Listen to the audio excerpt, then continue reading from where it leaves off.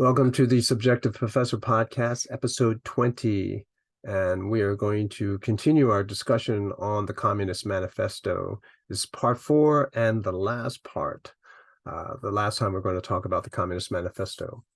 So in chapter 1, what we already said was that Marx is trying to build a case for the proletarians, right? To show us and to convince us and persuade us that they're all oppressed.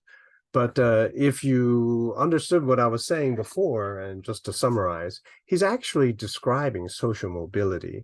And he's describing a phenomena where the lowest income people, the people with the lowest income, they benefit the most from the free market, right? All the things that he's describing, lower prices, higher standard of living, greater access to goods from all over the world, less war, less conflict, less nationalism, more free trade, people coming together, kumbaya, this is great.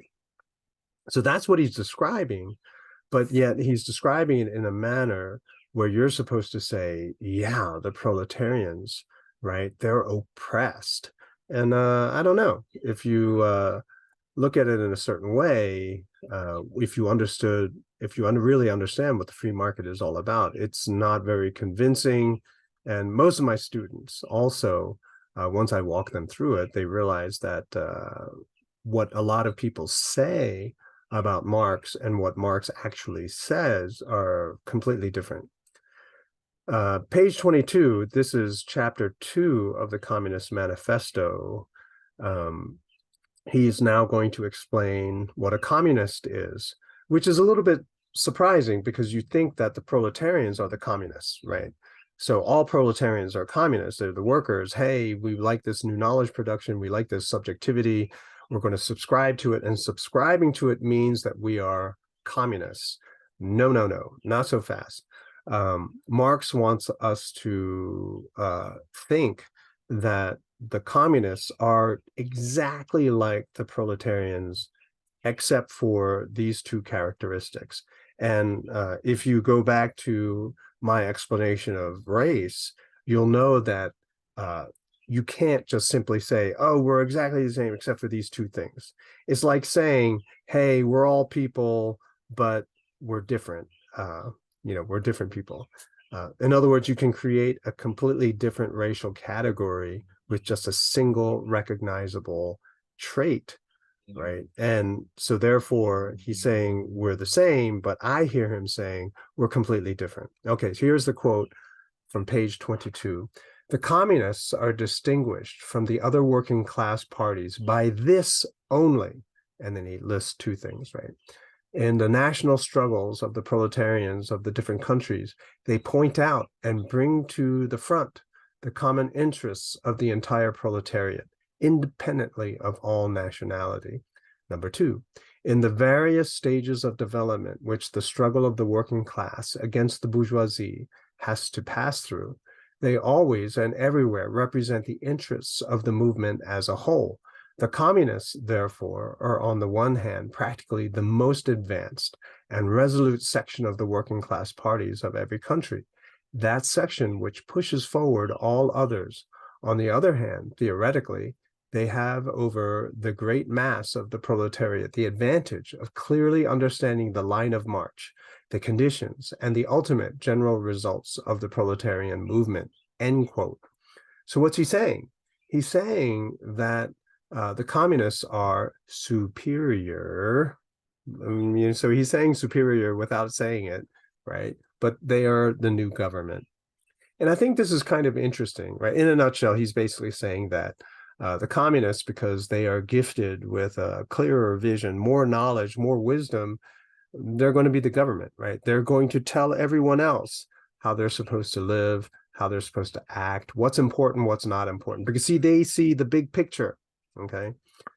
Which is not so surprising. Or perhaps you may have recalled that in passing I said earlier that he never talks about the role of government, right? So he talks about the bourgeoisie and the proletariat, but there's a third group of people that he fails to mention, and the reason is because, here it is, chapter 2.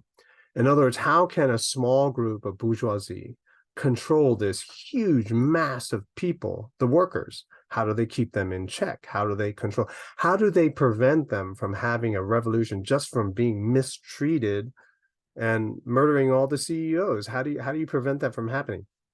Because government, they have a monopoly on force. That's the police force and the military. And because a lot of the bourgeoisie are connected to the government, in fact, a lot of the government is from the bourgeoisie, right? Especially in the old school form of government, they are able to protect social order, which benefits the bourgeoisie and the government itself. And so Marx doesn't address that at all, about how government can be corrupted to protect certain specific interests over the welfare of everybody else. Justice, not justice for all, but justice for only a small connected group of people. And so Marx says, hey, so the way we're going to have this revolution is that people like him, and he has dreams of being the government, right? So Marx, who can't even hold a job, has no hope of political office in his time period in where he's living. I mean, he barely was able to get permission. He couldn't get permission to live in Germany and France, right? Because the stuff that he wrote was anti-government. But in a free society like England, sure, write whatever you want because no one really cared, right? Because no one's really interested in, getting that kind of power, or most people are not interested in getting that kind of power in government, because that's not how you can be happy and achieve wealth unless it's corrupt. And so that's what Marx is dreaming. He's dreaming of becoming the government. So instead of being this ignored person living, only because a rich person decided that they were going to support his life and his family.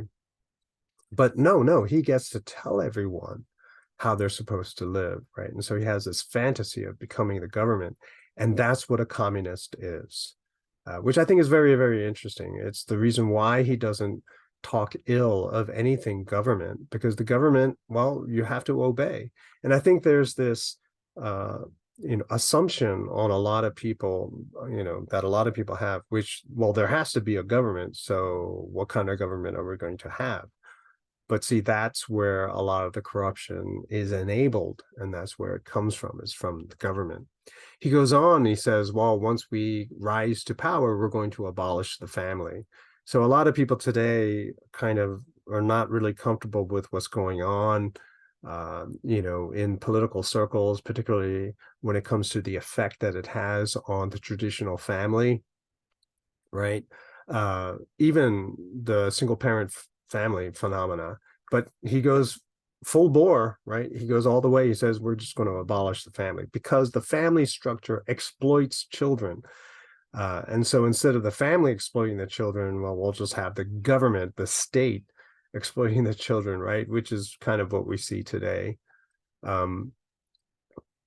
Page 29, here's a quote: communism abolishes eternal truths. It abolishes all religion and all morality. Instead of constituting them on a new basis, it therefore acts in contradiction to all past historical experience, end quote. And so basically he's saying, we're going to abolish all these truths, right? And then he says, and we're not going to have a new truth to replace it. But, oh yeah, you are, right? By abolishing those previous beliefs, whatever they are, he's going to establish new ones. And so, in other words, he becomes, I guess, the new pope of a new religion. And we can kind of see this phenomenon today where political beliefs have become the new religious fanaticism. You can see this everywhere. If you just think about it, particularly the way that we talked about it with our deconstruction of religion, that any belief, whether you identify it as religious or not, any belief becomes a religious belief. And there's a kind of fanaticism that rises up, especially when you see that there's benefit, that if you can get everyone else to conform to your subjectivity, then you are going to benefit. You're going to have a lot of power as a result of that. And so it's the new religion. Page 30, this is the last page of chapter 2. He says that they're going to establish a democracy. And this is why it always bothers me when people say that the United States is supposed to be a democracy and that we're spreading democracy all over the world, because a democracy is communism. Yeah, that's not what freedom is all about. Because democracy is just simply majority rules. The minorities get stepped on. The minorities are ignored because they just can't get enough votes to be heard, which is kind of funny. And I brought this up before, where the civil rights movement was all about the minorities, but now everyone's just talking democracy, which basically means, yeah, minorities don't matter any longer. And that transition from fighting for the minorities, now minorities don't matter anymore. We've come full circle. So I think that's interesting. Most people don't even see it because they just simply buy into this hypocritical subjectivity that has been created and now dominates most of our society today. So the proletarians become the new ruling class. And then he says, in support of this, he says, quote, of course, in the beginning, this cannot be effected except by means of despotic inroads on the rights of property. Well, there's going to be lots of killing, right? There's going to be a lot of murder as we establish this new paradise. And so pity you if you're on the wrong side of that discussion, right? Which is not surprising because that has happened. We can see that in many of the communist revolutions of history, whether it's Cuba, the Soviet Union, China, North Korea, a lot of people have to die. And I guess a lot of people are okay with that. Now, finally, at the end of chapter 2, there are 10 things which must be done upon a successful proletarian revolution. Okay, I'm going to run through this quickly as we're running out of time. Abolition of property in land and application of all rents of land to public purposes. That's the first thing. So 10 things which must happen when we have a successful proletarian revolution. Well, the government does own a lot of land in this country. Also, the laws that they've established means that you can lose your rights to your property at any given moment through eminent domain, asset forfeiture, and I'm sure there are countless other ways that the government has come up with where you can no longer basically act as an owner of your property, essentially. That's the first. The second is a heavy progressive or graduated income tax. And that's what we have here today in the United States, where I guess unless you were already making a lot of money and you didn't know how to use tax shelters, then you're paying close to, what is it, over 30, close to 40% in taxes. A lot of people don't remember that the tax which set off the American Revolution 250 years ago was 3%, right? So King George tried to impose a 3% tax, and then we had a revolution. Today, people are floating the idea of a 90% tax, and a lot of people in the United States are like, yeah, that's okay.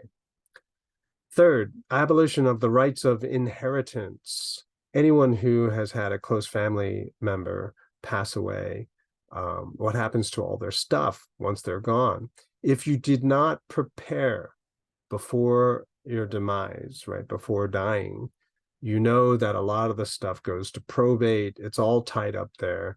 And even if you do get it eventually, there's a heavy, heavy tax on that. And if you think about it, it was all taxed before, right? So as the person who, died, as they were earning all of this stuff and purchasing all of this stuff, they were paying taxes all the way. And then once that person dies and they will it to other people, you got to pay taxes on that as well, if you didn't prepare ahead of time. Fourth, confiscation of the property of all immigrants and rebels. Immigrants, right, people who move out of the country. There's a phenomenon right now in the United States because of the government. A lot of people are renouncing their citizenship when they go to other countries. And this is because the United States is one of 2 countries in the entire world which imposes income tax on you even when you're not living in the country. right? And so why would you want to pay taxes to the United States and the country that you're now living in? So you just renounce your citizenship. It is very difficult to get that citizenship back. You can kind of, yeah, so there's that.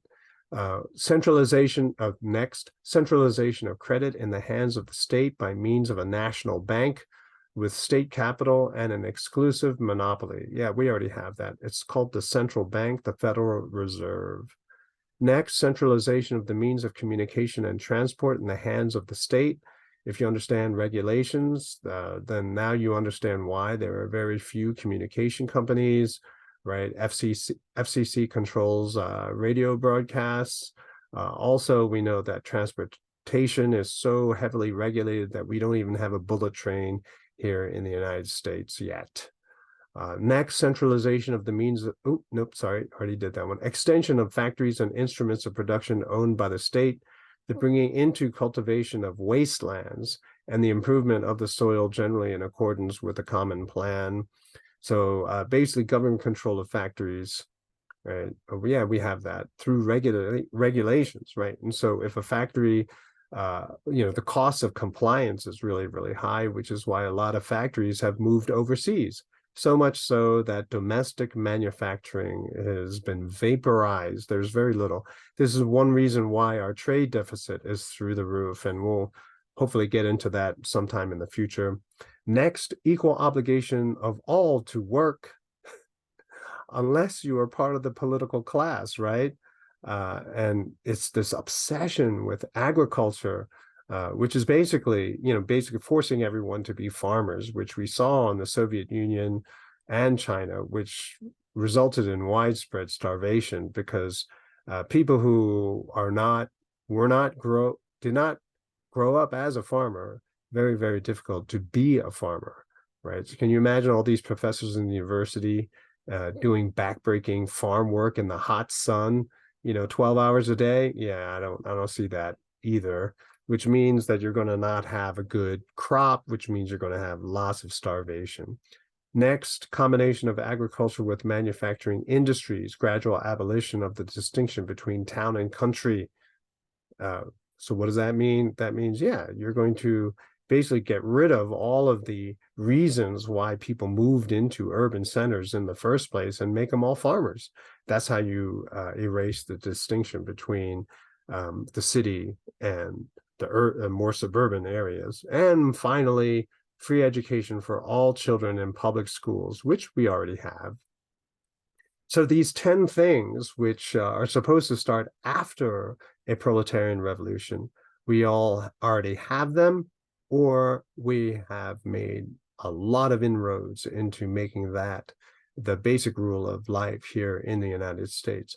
So the question really is, when did the proletarian revolution happen here in the United States? No one talks about it, missed it somehow, and everyone still is saying, oh yeah, we have to fight communism. Yeah, I don't think people really understand what communism actually is. Hopefully, these 4 episodes on the Communist Manifesto has helped you come to a better understanding of what Marx and communism is all about, and help you to realize that we're already living in it. Chapter 3 of the manifesto just simply is a splitting hairs thing of why Marx's vision of communism is the true vision of socialism/communism. That's it for now. I will see you in the next episode.